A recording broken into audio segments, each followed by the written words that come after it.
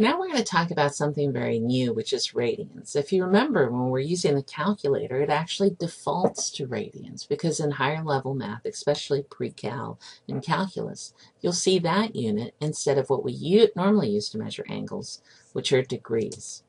So what is a radian?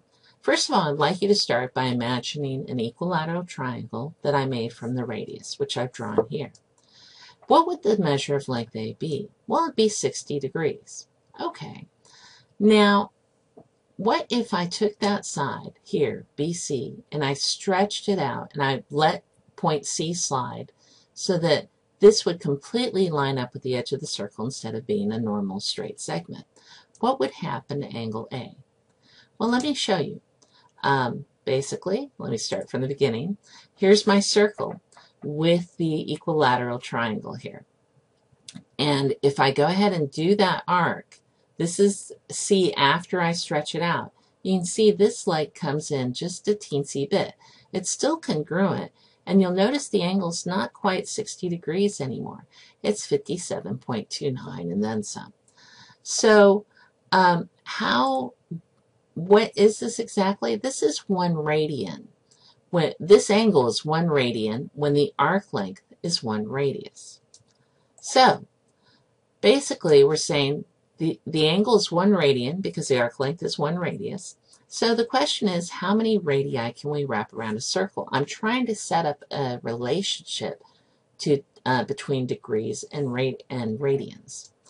Well, I know I can wrap 2 pi r is a distance all around the circle. Well, if each r is 1 radius, that means I can put 2 pi of them there.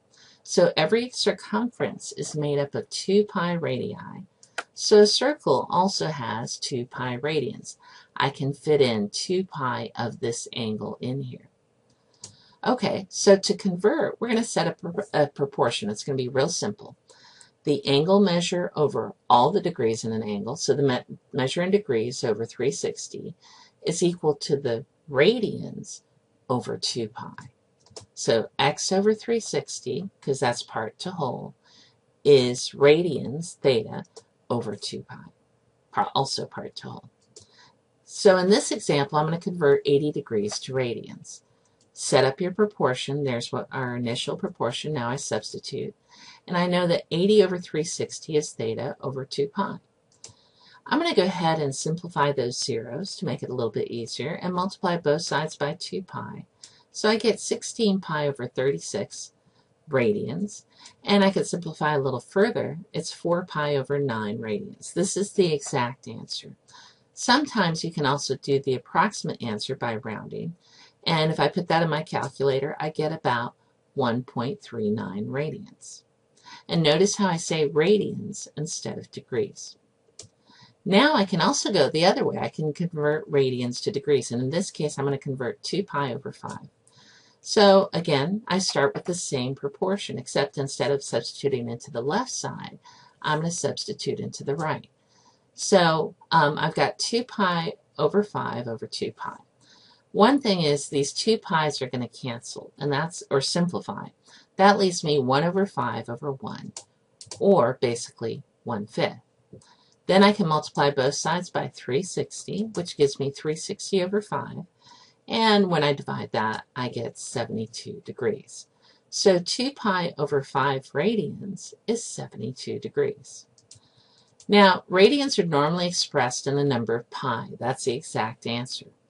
And you can use the arc length formula pretty much the same way. The only thing that changes, you still have 2 pi r's the whole for length, because that's the distance around the circle. But instead of having a total of 360 degrees, you're going to have 2 pi radians. The cool thing you'll notice here is that that means that, let me go back to that. I could actually simplify that 2 pi. So let me show you what the cool thing that happens here. These 2 pi's simplify. So I can just say the arc length over the radius, that's the radians. So that gives me the angle. And that's part of the reason we like this relationship. Why we like to use radians is it becomes a lot simpler. We get rid of some irrational numbers, namely pi. So what is special about the arc length of 1 radian? Hopefully you notice that it is 1 radius.